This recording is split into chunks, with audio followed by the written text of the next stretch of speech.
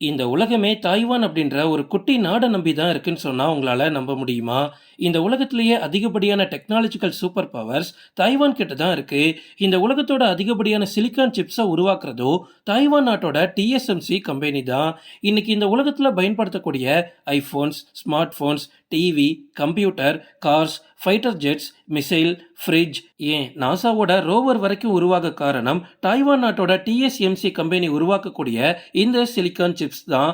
ஆரம்பத்துல சைனாவோட கண்ட்ரோல்ல இருந்த டாய்வான் ஜப்பானோட ஒரு காலனியா மாறிச்சு. ஜப்பான் தாய்வானை பயன்படுத்தி தங்களோட நாட்டை வளர்க்க திட்டம் போட்டாங்க. அதனால தாய்வான்ல பேங்க்ஸை ஓபன் பண்ணாங்க, ஸ்கூல்ஸை ஓபன் பண்ணாங்க. வெறும் 30,000 பேர் மட்டுமே படிச்ச தாய்வான் நாட்டுல 10 லட்சத்துக்கும் மேற்பட்டவங்க படிச்சாங்க. செகண்ட் வேர்ல்டு வார் வரைக்குமே தாய்வான் ஜப்பானோட கண்ட்ரோல்ல தான் இருந்துச்சு.